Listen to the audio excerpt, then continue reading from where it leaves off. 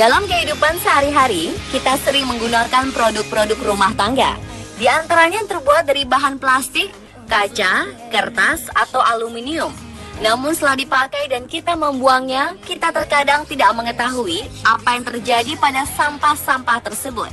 Padahal beberapa di antaranya bisa didaur ulang dan menjadi produk yang dapat dipakai kembali. Tapi ada juga barang-barang yang ternyata sulit untuk didaur ulang. Di balik limbah rumah tangga tersebut, ternyata menyimpan beberapa fakta yang mengejutkan. Apa sajakah itu? Berikut, On The Spot akan menginformasikan kepada Anda fakta-fakta mengejutkan di balik limbah rumah tangga.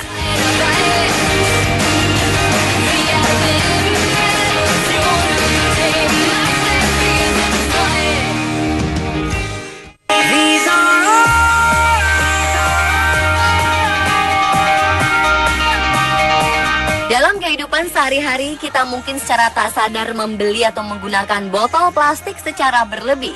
Ternyata botol plastik juga menyumbang sampah paling banyak.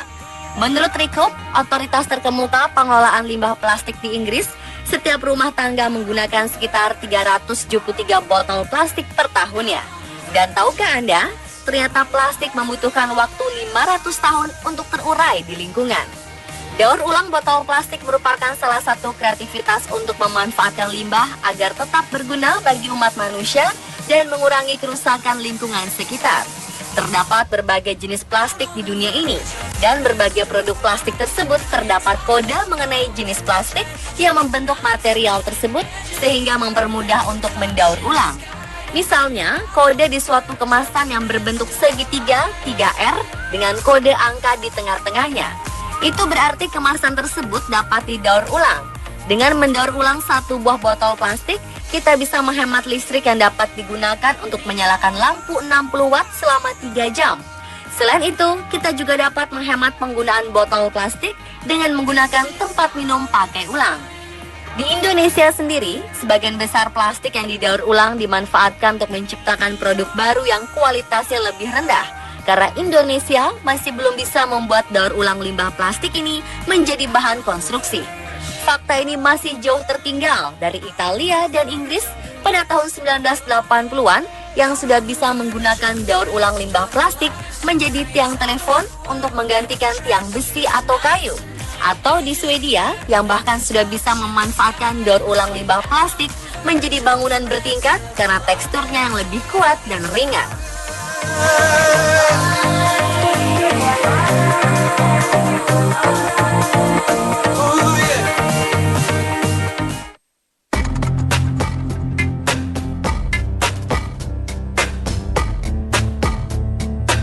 Aluminium merupakan salah satu benda yang banyak terdapat di sekitar kita, seperti kaleng minuman dan perabot rumah tangga.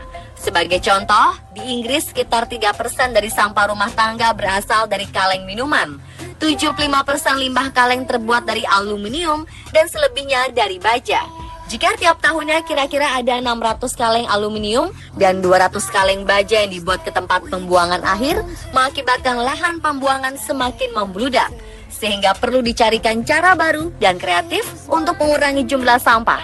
Salah satunya daur ulang. Proses daur ulang aluminium dapat menghemat 95% energi dibanding dengan memproduksi produk aluminium baru, dan mengurangi polusi udara sebanyak 95% jika dibandingkan dengan ekstraksi aluminium dari tambang hingga prosesnya di pabrik. Dengan mendaur ulang aluminium, dapat menghemat satu energi yang cukup untuk menghidupkan TV selama 3 jam atau setara dengan setengah galon bensin.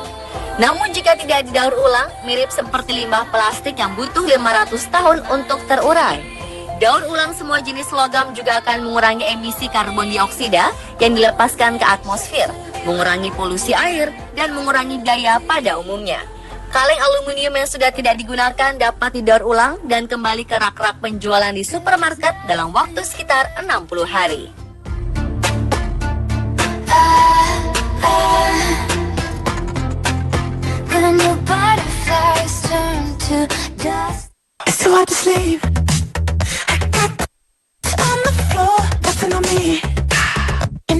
Barangkali, kertas merupakan produk yang selalu digunakan setiap hari. Tak bisa dipungkiri bahwa kita membutuhkan kertas dalam berkegiatan sehari-hari. Namun terkadang kita menghambur-hamburkan kertas tanpa berpikir lebih jauh mengenai konsekuensinya yang seharusnya bisa diminimalisir serta dihemat pemakaiannya. Tapi tahukah Anda, ada beberapa fakta mengejutkan di balik penggunaan kertas. Di Amerika, untuk memproduksi surat kabar setiap minggunya, sebanyak 500.000 pohon yang ditebang. Namun jika mendaur ulang kertas yang digunakan untuk surat kabar, akan menyelamatkan sekitar 75.000 pohon per harinya. Untuk memproduksi 16 rim kertas diperlukan 1 batang pohon.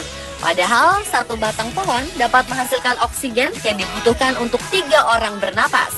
Untuk itu, meminimalisir dan menghemat penggunaan kertas serta mendaur ulang kertas mungkin menjadi salah satu solusi.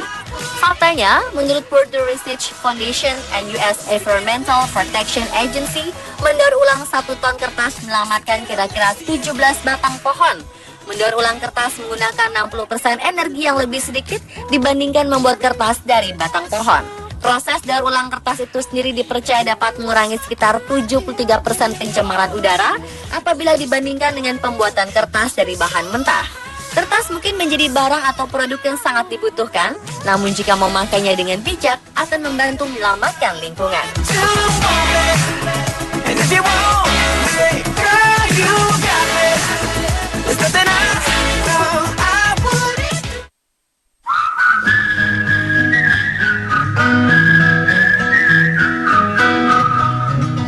Selain botol plastik, aluminium, dan kertas, botol kaca juga merupakan salah satu penyumbang limbah rumah tangga.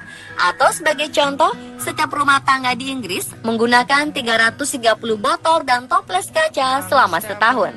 Lalu bagaimana nasib limbah botol-botol kaca tersebut? Sebagaimana aluminium, kaca juga dapat didaur ulang. Bahkan dapat didaur ulang berkali-kali tanpa kehilangan keasliannya. Namun yang mengejutkan, bahan kaca yang dibuang ke tempat penimbunan sampah dan tidak didaur ulang akan sulit terurai. Dengan mendaur ulang 1 botol kaca, berarti dapat menghemat energi sebanyak 100 watt bola lampu yang menyala selama 1 jam atau TV berwarna yang menyala selama 20 menit. Selain itu, setiap penggunaan 1 ton botol atau toples kaca daur ulang dapat menghemat emisi karbon dioksida di udara sekitar 670 kg. Produksi kaca membutuhkan pasir, soda, dan kapur, sehingga kaca sangat ideal untuk didaur ulang. Daur ulang kaca tidak akan mengurangi kualitas kaca yang dihasilkan. Selain menjadi produk rumah tangga, kaca didaur ulang juga dipakai sebagai bahan bangunan dan jalan seperti glass vault, yaitu bahan pelapis jalan dengan menggunakan 30% material kaca daur ulang.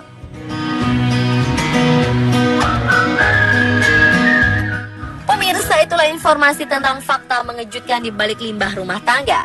Daur ulang merupakan salah satu cara yang digunakan untuk meminimalkan jumlah sampah serta meningkatkan nilai ekonomi suatu barang. Dengan mendaur ulang, setidaknya kita dapat mengurangi penggunaan energi, mengurangi polusi, kerusakan lahan, dan emisi gas rumah kaca jika dibandingkan dengan proses pembuatan barang baru. Selain itu, selalu memulai dari diri sendiri dan hal-hal yang sederhana agar dapat memberikan efek yang berarti bagi lingkungan kita. And I can't stay. Just let me hold you for a little longer.